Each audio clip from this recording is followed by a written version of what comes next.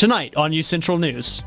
Disruption today during the lunch hour. Card readers in the Nye broke down during the busiest time of the day, causing extremely long lines for busy students and faculty. What caused the crash? New today, a government shutdown looms over the country. Both Democrats and GOP are pointing their fingers at each other, but what does it all mean? We'll map it all out for you. And tonight, police are investigating after a New England Patriots fan was killed during an altercation after the Sunday night football game. What witnesses are saying at this hour. All of this and more happening now on UCentral News.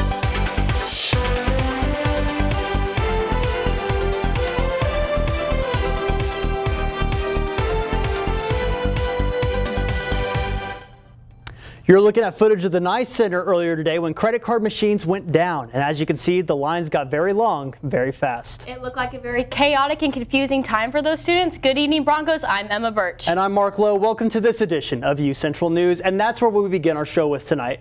This afternoon, the credit card systems in the Nye University Center were down, leaving students wondering how they were going to pay for lunch. The IT department worked to get the system up and running again, and students are now able to pay with cards again. Major flooding closed down a road near UCO at the intersection of South Bowman and East Main Street.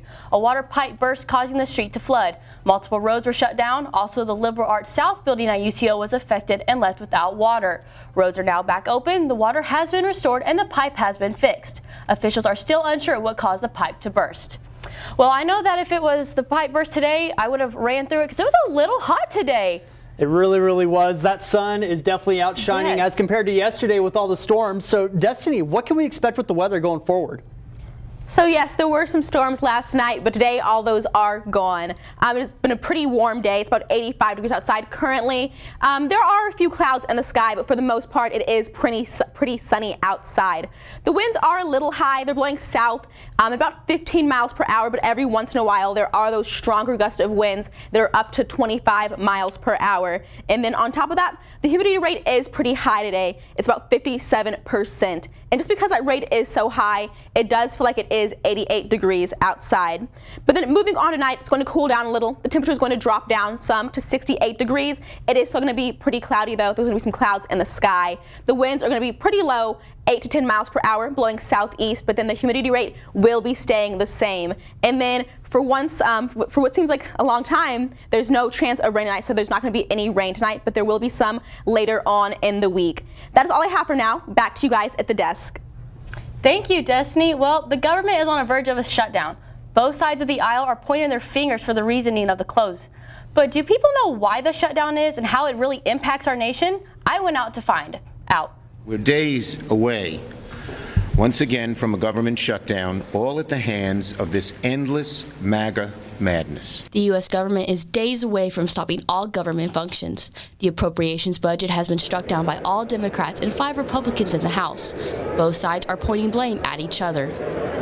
To walk away from continuing to fund government, from securing the border, from cutting spending, and for protecting our vets is a mistake. The question besides who is to blame is what is a government shutdown? Political science professor Dr. Jan Hart explains what happens when one occurs. There are typically 12 to 13 appropriation bills that must be passed.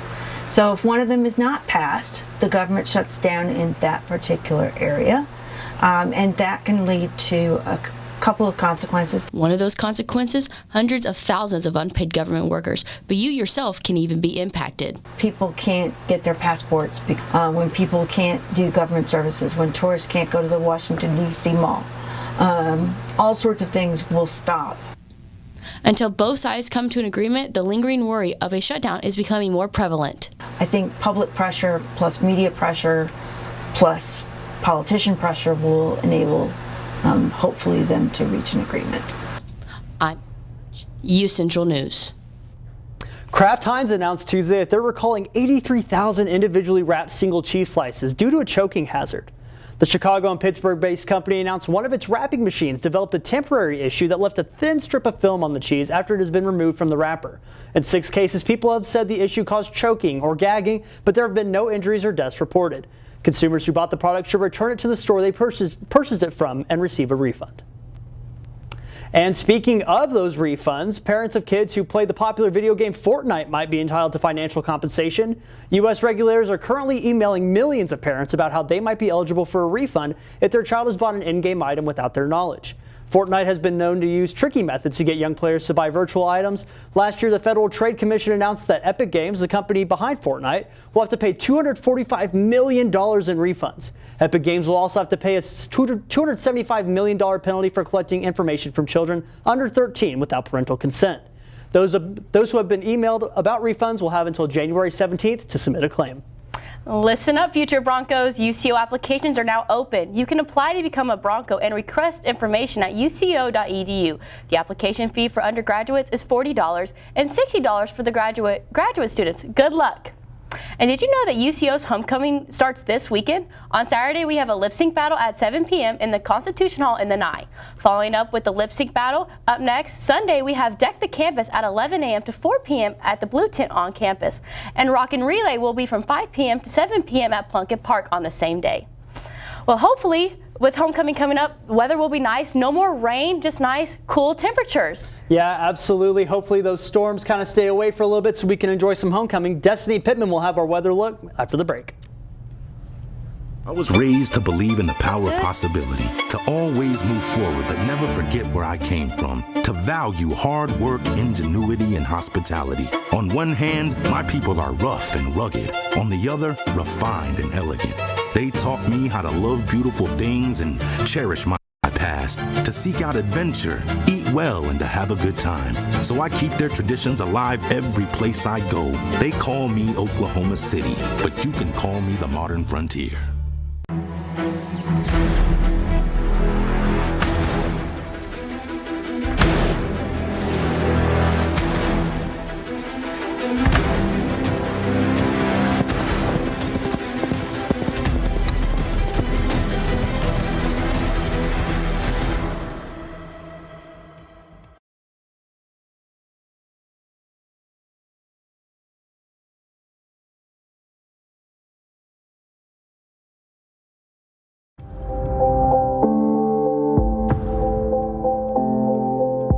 UCentral News as a whole, you got to be in those different areas, like being on camera, being off camera, being in the control room. And so I feel like that is what prepared me most about being in the workplace. UCentral and the mass comm department has provided me all the tools and the fundamentals that are needed in order to thrive well and thrive fast at my job. Maybe it's time to hit the road and visit a place where stories unfold. This is the land of the ultimate road trip, with sights old and new on Route 66. There's fun to be had, so much to do, and a few new surprises before you get through. Oklahoma has the most miles to share of Route 66. It's really quite rare. TravelOK.com will show you the way. Come see for yourself this iconic highway.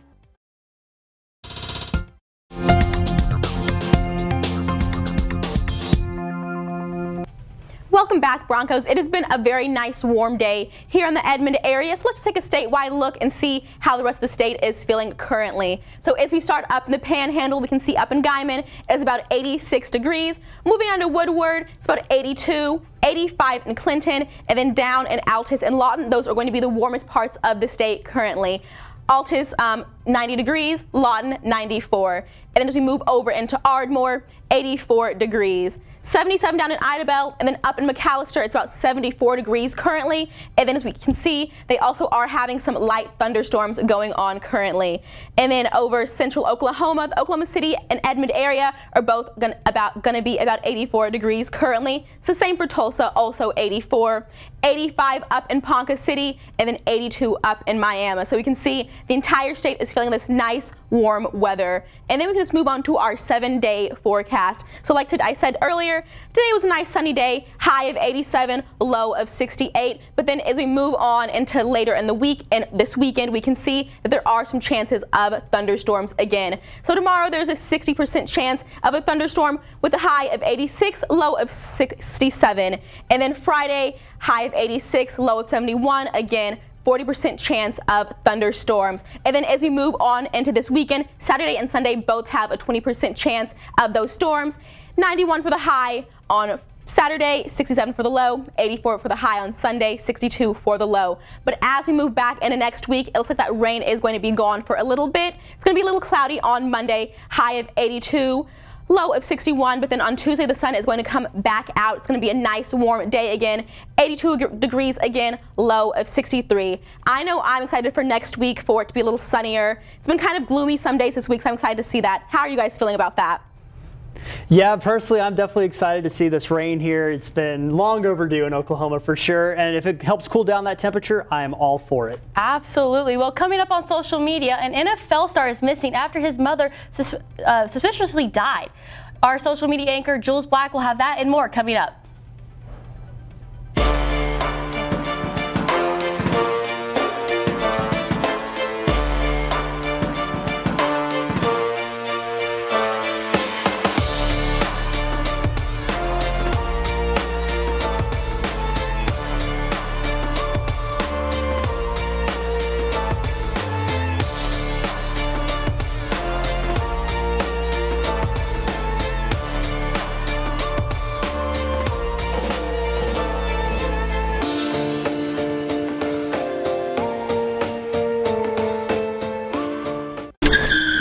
If I could go back and change it all,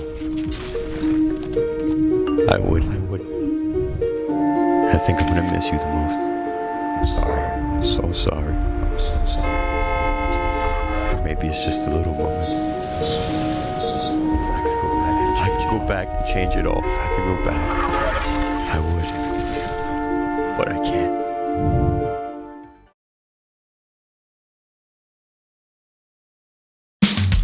You can achieve a lot using your imagination. I mean, I don't like to brag, but... Wait, who's that? And why is she all over these achievement awards? But with STEM, the sky's the limit. Shaboom! Use STEM to envision... Okay, I'm seeing it. Yeah! Invent... Got any ideas? I've got a few, actually. And create a better world. Told you she's super smart. If she can STEM, so can you. Find out more at She Can STEM. In the land of wonder and awe, you won't believe you see what you saw. Where there's something to do for young and for old, where stories are written and then they're retold. Visit travelok.com today. Come see for yourself and come out to play.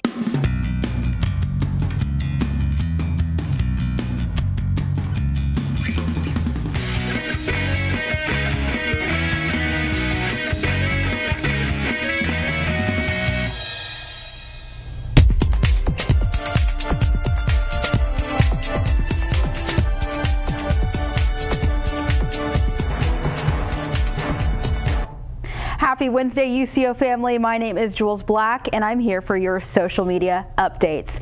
Starting off, ex-NFL player Sergio Brown has been missing after the death of his mother, Myrtle Brown. His whereabouts are still unknown, but he has been posting multiple stories on his Instagram account for the past few days. He is seen rambling and often singing random lyrics. This has left fans and social media users worrying for his mental health. Elon Musk announces that his brain implant startup called Neuralink is set to begin human trials. Musk posted on the X Twitter account stating that the trials are open to volunteers. Twitter users have mixed feelings about the announcement, some claiming it's a revolutionary science and others saying no way. And we all know the amazing filters on Instagram, TikTok, and Snapchat, which sometimes makes us look better than real life. Well, TikTok launched new labels for AI-generated content. One major filter on the app, known as Bold Glamour, is now regulated to be tagged as AI-generated. Other posts and other filters that TikTok deems as AI will be labeled as well. And in the celebrity world, American Horror Story star Emma Roberts is under fire by her co-star Angelica Ross. Ross claims that Roberts made several transphobic remarks while on the set of 1984. And John is like, okay, ladies, that's enough. Let's, get back to work. And she then looks at me and she goes, don't you mean lady? And she turns around like this and covers her mouth and goes back here.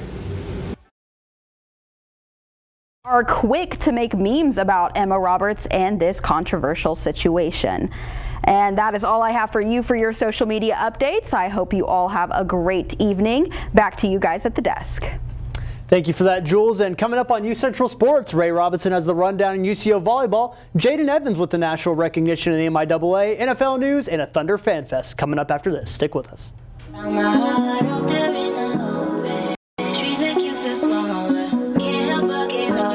Feel the beat of nature at a park or forest near you. Find a forest and music inspired by nature at discovertheforest.org.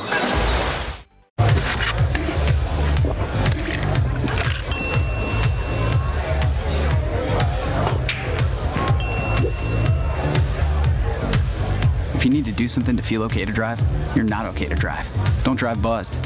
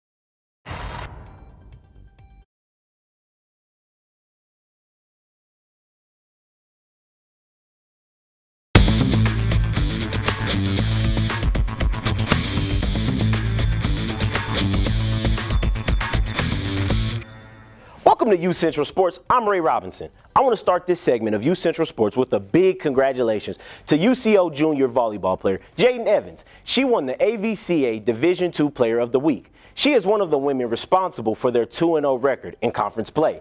In just her junior year, she currently leads the MIAA conference in digs with an average of 6 a game. This is one of the many accomplishments as she continues to put Division II volleyball on notice with her skill. The defensive specialist also captured Defensive Player of the Week. She previously won that award 4 times last season, so if history was to indicate something, it's safe to say she got another one coming. Evans isn't the only great player on the team, as Jenna Karp leads the conference in hitting percentage and Sydney Hook is in the top 10 points for the MIAA. With all these great players, does it equal winning? And yes, it does. The volleyball team's record is 7-1. Can they extend this winning streak to 8-1? It'll be a little tough as they take on the 10th-ranked Nebraska Kearney tomorrow on the road. The UCO women's golf began their season this week at the DBU Women's Classic with the senior Mika Ramos leading the Broncos by hitting 6 birdie putts, with one of them being yesterday. She finished 50th overall, and the Broncos finished 15th overall. The next event will be in Bartlesville, Oklahoma for the regional preview. Let's wish them good luck. And now on to some pro sports. All-time great Oklahoma State running back Barry Sanders was honored this week. He received his own statue. This all happened down in Detroit at the Ford Field Stadium before the Lions and Seahawks game on Sunday. Detroit is where Sanders was drafted, and he spent his whole career from 1989 to 1998. Big congrats to Sanders. And some sad news to report out of the NFL. One fan has reportedly died. Witnesses say 53-year-old Dale Mooney and a Miami fan got into an altercation where they saw the Miami fan strike Mooney in the head with 2 punches. This all took place at Gillette Stadium at the Miami Dolphins versus New England Patriots game. Police are investigating. Now on to some NBA news. We are now in the dog days of the NBA offseason. Luckily, the Oklahoma City Thunder looks to help us fans with that. The Thunder will be having a fan fest outside of the Paycom Center. You can expect this to happen on Sunday, October 8th at 5:30 to 8:30 p.m. This event is free to the public, and hopefully this can help build some excitement for the Thunder as they enter their 16th season with many activities for the family. For more information on this event, go to www.nba.com/ThunderFans. Now, Mark and Emma, I've actually been to one of these things. Back in 2013, 2014, they had an NBA Fan Fest, and this was one of those exclusive events where they had the Thunder players there, and you were able to get on the court and hoop a little bit with the NBA players. And Serge Ibaka was in my line, and the kid in front of me is like 6 or 7, and they're just barely toying around and stuff like that. And Serge Ibaka sees me get in line, he's like, I need to go a little easier on you. So I do a little simple between the legs, and as I dart to the basket to do a layup, Ibaka was right there, blocked my whole shot. He popped my wrist. Now, my question is, with excitement like that, would you guys go to something like that? Man, any chance to get destroyed by Serge Ibaka like that, I'm taking it 110%. Like, that's an honor, right? You should be honored by that, in my opinion. But I don't know about you, Emma, but yeah, I'd definitely be down for that. I mean, I know Kevin Durant doesn't play for us anymore, but I did shoot free throws with him when I was like in 5th grade. So I'll take that. But I mean, getting to play with Serge Ibaka is pretty stinking cool too. Very, very cool. Well, after the break, we'll have details about how you can prepare for your future. And one last look at weather. Stay tuned.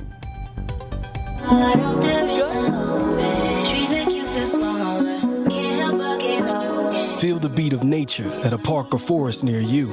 Find a forest and music inspired by nature at discovertheforest.org.